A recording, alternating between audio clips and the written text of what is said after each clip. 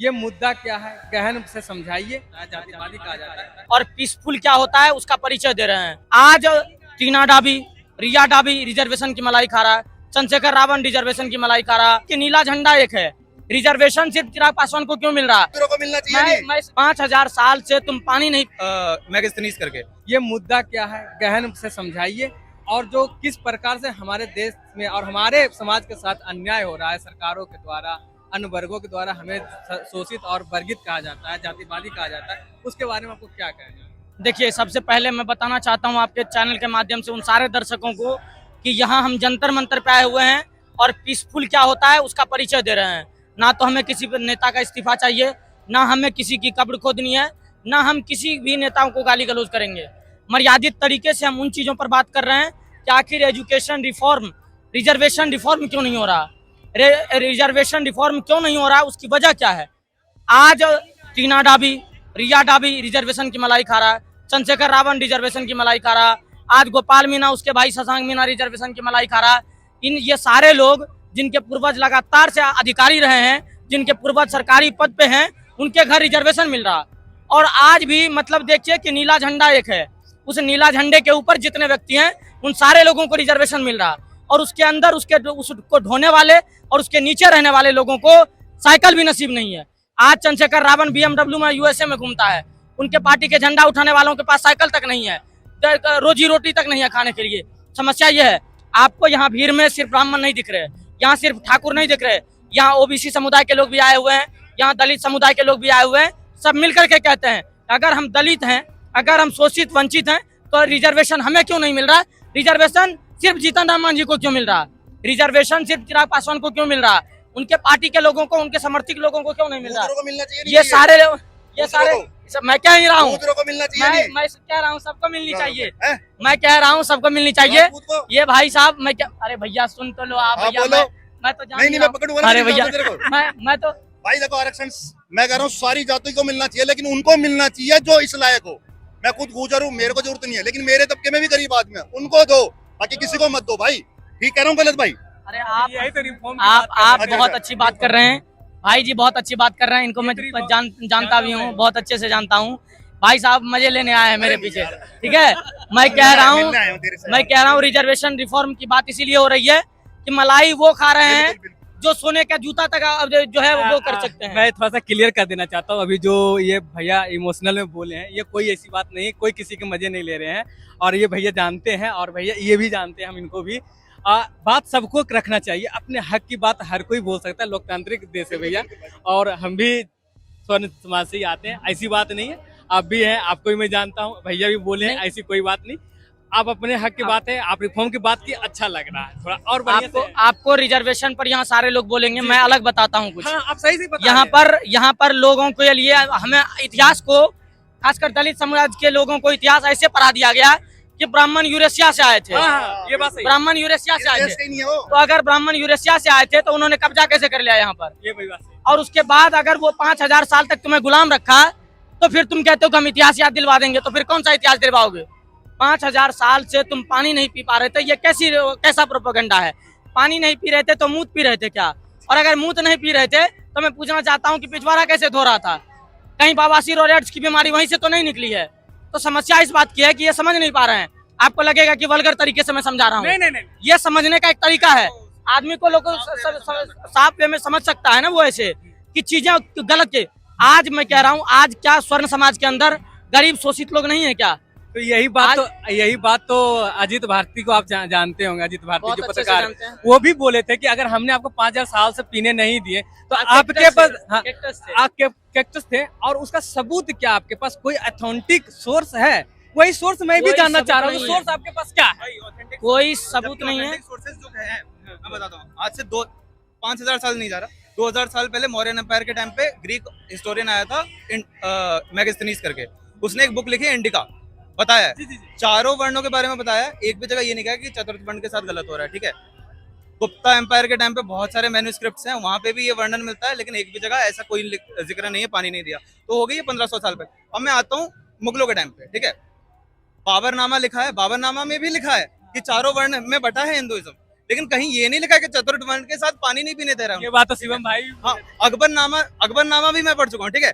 अगर आपका ये लास्ट का मैं मान सकता हूँ 200 साल जो हुआ उसके आधार पे ऊपर से रिजर्वेशन किस लिए लेकर आए हो आप, फॉर इक्वालिटी। हाँ, हम मान लेते हैं रिजर्वेशन के बाद आप और मैं हम सब इक्वल है, मान लेते हैं, ठीक है। तो अब मैं आपको एक केस बताता हूँ, थोड़ी सी पुराना है। 7 साल के बच्चे का रेप किया, पत्थर से सिर कुचलकर लाश रेलवे लाइन पर फेंकी।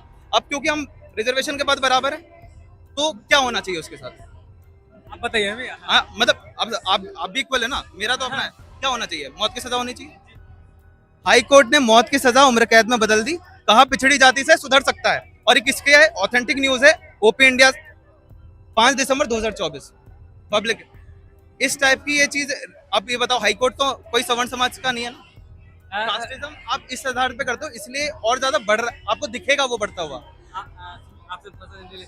ठीक है, अब ले, ठीक है। शिवम भैया, तो आपसे मैं ये पूछना चाहता हूँ कि कैसे हम समाज को जोड़ सकते हैं, इसमें सबसे बड़ा सवाल नहीं, देखिए, मैं समाज को जोड़ने की बात सीधा कहता हूँ कि रिजर्वेशन रिफॉर्म होंगे, वो सारे लोग बराबर के। मैं सबसे पहले तो रिजर्वेशन का साफ और क्लियर कट जवाब है मेरा कि कुत्तों को रोटियां उनकी भूख मिटा सकता है, उनको अमर नहीं कर सकता। सेम चीज है रिजर्वेशन, इनको रोटियां इनकी भूख मिटा रहा है, इनको अमर नहीं कर रहा। आज मैं कह रहा हूँ कि स्वर्ण समाज के लोगों को रिजर्वेशन की जरूरत ही नहीं पड़ती। आज शुभांशु शुक्ला को रिजर्वेशन की जरूरत नहीं है, आज रोहित शर्मा, वैभव सूर्यवंशी को रिजर्वेशन की जरूरत नहीं है, डी गुकेश को चेस में चैंपियन बनने के लिए रिजर्वेशन की जरूरत ही नहीं है। लेकिन चंद्रशेखर रावण को रिजर्वेशन की क्या जरूरत है? मैं ये पूछना चाहता हूँ।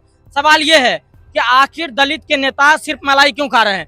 दलित, शोषित, वंचित 70 साल, जो 10 साल में इक्वालिटी की बात करता था, वो 70 साल 80 साल होने चला, अब तक रिफॉर्म के नहीं हो सकता, वो बराबर नहीं आ पा रहा है, तो ये कभी बराबर नहीं आ पाएंगे। पढ़ने लिखने वाले जो होंगे वो बराबर आएंगे। आज कहता है कि मीडिया वाले फील्ड में चल जाओ ब्राह्मण मिलेंगे, सेना वाले फील्ड में चल जाओ ब्राह्मण मिलेंगे, फॉरेन पॉलिसी पे जाओ ब्राह्मण मिलेंगे। तो पढ़ेगा ब्राह्मण तो जाएगा तो ब्राह्मण ही। तुम तो इसलिए रहते हो कि 30 नंबर पे नौकरी हो ही जाएगा, हम घर सोए रहेंगे, तुक्का भी मार देंगे तो 30 नंबर आ ही जाएगा। समस्या इस बात की है कि आपने उस चीजों को मूल बना रखा है कि आरक्षण है। अगर ब्राह्मण राजपूत हमें, वो अपने प्राउडली कहता है कि हम ये हैं, आप उनकी जात का नाम ले लोगे, हमें कोई पंडित कहता, हमें कोई दिक्कत नहीं, हमारे ऊपर कोई केस नहीं लगाते, हम उनको अपने उनकी जाति का टाइटल बोल दोगे, वो तुरंत SC/ST एक्ट लगवा देंगे। और वो एक्ट इतना खतरनाक है कि 12 साल से पहले आप जेल से बाहर नहीं निकल सकते, और 12 साल जिंदगी का एक बहुत लंबा रास्ता होता है, सफर होता है, आपकी जिंदगी बर्बाद हो जाएगी। इस देश में कानून और संविधान को मजाक बना दिया गया है और उसको रिफॉर्म करने का वक्त आया है। इक्वालिटी ऐसे ही आएगी, इक्वालिटी आएगी। आप छुआछूत की बात करते हो, मैं कह रहा हूँ कि मैं ब्राह्मण हूँ, कई सारे भाई ठाकुर हैं, कितने दलितों के घर पे हमने ताले मारे हैं, किसी के घर पे नहीं मारा। किनको पानी पीने से रोका? आप तो सब पानी पी रहे हैं। तो इक्वालिटी अगर पानी पीने और स्कूल जाने से था, स्कूल क्यों नहीं जाते तुम? स्कूल जाओ ना। यहाँ सारे आए हुए हैं, यहाँ ब्राह्मण समाज के लोग, क्षत्रिय, राजपूत, OBC सारे आए हुए हैं। सबकी मांग यही है कि UGC जैसे काले कानून, आपको मैं UGC समझाता हूँ। आप कह रहे हैं कि UGC यूनिवर्सिटी ग्रांट कमीशन इसीलिए आ रहा है कि मॉब लिंचिंग हो रही है कॉलेज में, ट्रोलिंग हो रही है कॉलेज में, हरासमेंट हो रहा है कॉलेज में, तो ये सारे चीज में कॉलेज का सिस्टम फेल्योर है या UGC फेल्योर है? UGC की जरूरत है, सिस्टम सुधार करेगा, वहाँ के प्रशासन सुधार करेंगे, वहाँ के चांसलर देखेंगे। चांसलर क्यों बनता है कॉलेज में? सिस्टम को संभालने के लिए। उसमें UGC का क्या रोल है? मतलब अगर दलित लड़के को स्वर्ण की लड़की से प्यार हो गया, वो प्रपोज कर दिया, वो रिजेक्ट कर दिया, तो उस पर केस लगा दो कि उसने ये कर दिया। तो समस्या ये है कि सिर्फ स्वर्ण के खिलाफ हम सीधा कह रहे हैं, हमने आपको सत्ता दिया है, आप बदले में हमें चूरन ना दो। हम इतने समझदार हैं। आज मैं पूछना चाहता हूँ, जो पार्टियां आज सत्ता में बैठी हुई है, उनके पार्टी के गौरव भाटिया, संबित पात्रा, सुधांशु त्रिवेदी, ये कौन है? स्वर्ण ही तो लीड कर रहा है, आप स्वर्ण के विरुद्ध ही जा रहे हैं।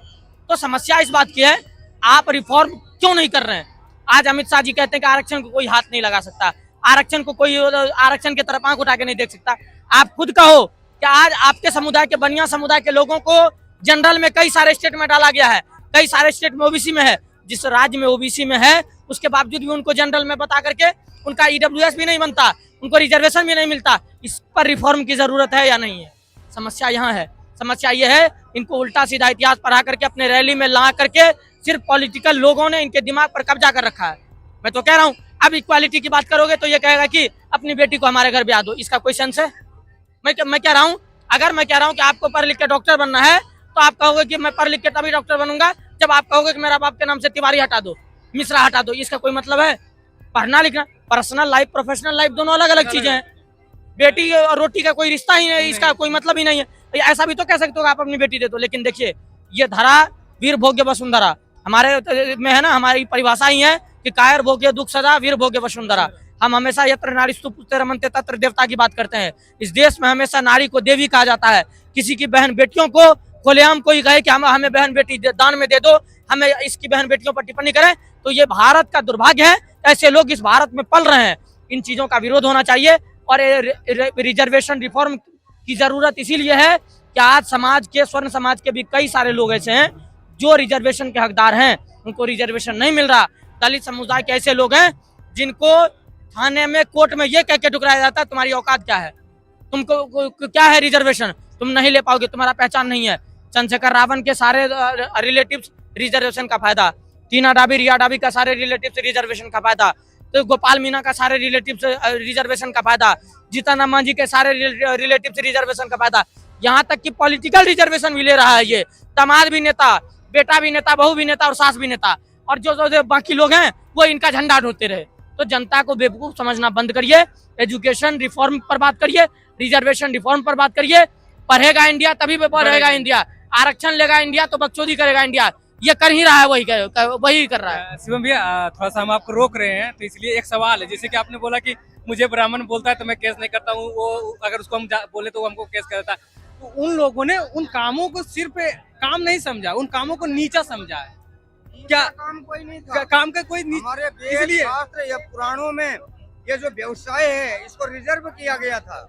सुनार का काम कर रहा है, लोहार का कर रहा है, और लोग सब छोड़ करके बेरोजगार पड़ रहे हैं। रिक्शा खींचना उनको पसंद है, लेकिन वो लोहार का, सुनार का और ये चीजों का काम हम छोड़ रहे हैं। अपना हमारा जन्मजात हमारे जो अधिकार हैं वो जो है कोई छीनना नहीं चाहिए उनको। कहाँ से चाचा? हाँ जी, कहाँ से, नाम क्या है? मेरा नाम एडी जोशी है, मैं उत्तराखंड। आप देख रहे थे शिवम भैया और हमारे एक बुजुर्ग हैं जो चचा है जो उत्तराखंड से है। उन्होंने कितनी अच्छे से समझाया है कि यूजीसी की क्यों जरूरत है या नहीं है, और आरक्षण को खत्म नहीं करना है, रिफॉर्म की बात होता है। बहुत लोग नैरेटिव चलाएंगे, पर इस पे विचार करनी चाहिए, सरकार को भी विचार करनी चाहिए। हमारे जो देश में बेमस्ता फैलाया जा रहा है इस चीज को लेकर, उसे भी समझना चाहिए। तो आइए और सब मिलकर साथ देते हैं। अतः दिल से धन्यवाद। शिवम भैया आपको